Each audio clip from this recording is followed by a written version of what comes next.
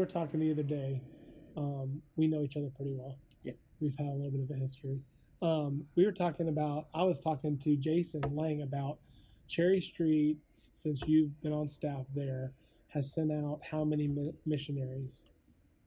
You know, I think I can't say for sure. Yeah. I think there have been either 9 or 10 in the last 8 years. And you've got how many? We have 17 families sent out of our church currently. Wow. 3 of them are chaplains, and Cherry Street's always been a missions church. Yeah, Dr. absolutely. Gilming and Ken. Absolutely. Before me, I mean, those guys love missions. So you came into it a little bit ahead. You're standing on the shoulders of those who've gone before. Goodness, Cherry Street's got such a history, and our people were missionary people. For sure. You know, what that definitely a helps. joy. But you've gotten some momentum recently, and I know you don't like being humble, and that's good. What have you done? What are some proactive things you've done in terms of balance? You making the Great Commission, first and foremost, to get that momentum going. Well, a few things. One is a simple thing, okay, and that is we have a mission conference every year, and a lot of folks have a mission conference or a global emphasis or whatever you want to call it. We do our Sunday to Wednesday, and then on Saturday we have a big event, and then the following Sunday's commitment study. So we do it over 2 weekends. But on the first Sunday evening of that conference, we have all the high school and college kids over to our house, and all in your house. How many would that be? We've had as few as 70, as many as 125 in our house. Yeah, and then we bring all the missionaries who are there for the conference in, and our goal is to let the missionaries talk to the kids about the questions that they had about before they surrendered to be missionaries, and let the kids ask the questions that they're all afraid of, and that gives a teenager the opportunity for the first time to actually have a conversation with a missionary.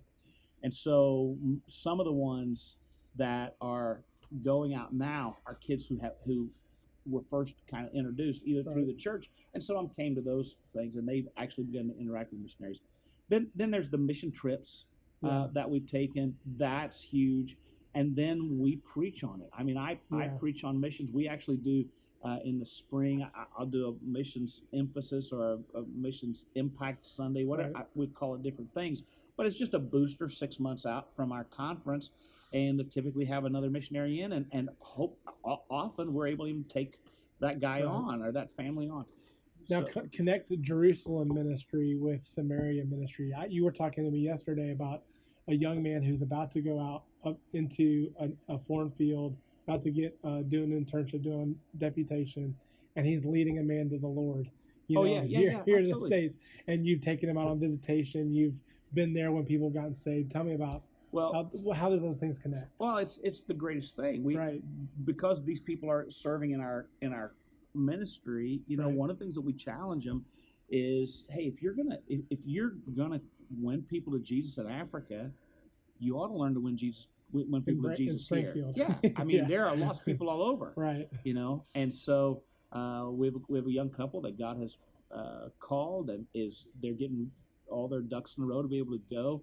And it's probably still going to be a couple of years before everything works out for the pieces and plans that God's got. I mean, He's doing miraculous things with them, but the challenge has always been, hey, who are you winning? Who are you talking to now? Right. And this particular young man, and this particular young man has been working with people, and in the last 2 weeks, he's won 2 co-workers to the Lord. One that he's been praying for months. Wow! And that guy got saved last night. So that's amazing. Yeah, yesterday afternoon actually. So yeah, it's getting those people involved in ministry where they are. I think that as much as anything equips them for what they're going to do in the future. That's huge. We also keep missionary interns on all the time. We just made it a part of our budget to keep a missionary intern on staff. Do you think too that doing that presents like a visible path for others to see, if I want to be a missionary, this is what that looks like? It does. And we have a unique circumstance because we live in Springfield, and Baptist Bible College is there, and people surrender to missions and go to BBC. Right. And we really don't want to be the alternative to their home church to sending them out. Right. That's just not what we want to do. But there are folks who, like Brian, for instance. Brian Berry is one of our Right. endorsed missionaries for the Baptist Church Ministry Network. Right. Brian came to us not even surrendered to ministry. Brian's dad's a pastor. Brian's got brother in ministry. His family's a ministry family. His grandfather. I mean, he's got a lot of ministry history, but he did not come to Springfield. And he joined Cherry Street just about the time I became pastor. Wow. And over that time, God's confirmed his calling, and then confirmed his calling to missions. And so, and we are, you know, in the same way that I want you to be my son, you know, and not my employee. Right. Brian feels, and his dad have talked a lot about that, about sending church. Right. And so Brian, we're Brian's sending church, and I'm so excited about what he's doing. Right. But what we require of all these guys is that they replace themselves. Yeah. And so they have to be mentoring people along the way. And that's what a missionary is supposed to do. Yeah. And a pastor too. I mean, exactly. Everybody. And guess who we put in the path with those guys? It's people that are already concerned about missions. Yeah. So gives you momentum. It does. Yeah. And you say, well, how long will we be able to do this? As long as the Lord wants. I mean, we're as far as I can see, we've got missionaries that God's called out of Cherry Street, and and we often say, you are not, if God's called you, you are not welcome to stay. Yeah. Yeah. If God's called you, then sometimes it hurts when it's like, oh man, we're losing them. Because, we put our best. Yeah, we have to people. retool. We have great people still there. Yeah. But every time one of these folks leave, I mean, they leave a hole, and we've got to find others. And we've experienced that here. And here's what God does: God raises up others. Yeah. I mean, I could tell you, Brian left, but I could tell you about young people. Brian plays guitar, and he helped a lot with the music in the youth group. Right.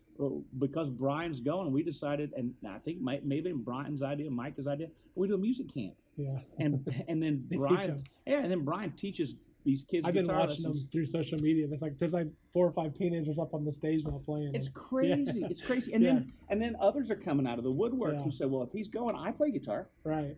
That's amazing. Yeah. So God's raising up people all the time, and I think that's how the Lord honors a church that, like Cherry Street, and our people are incredibly generous, and they are praying people.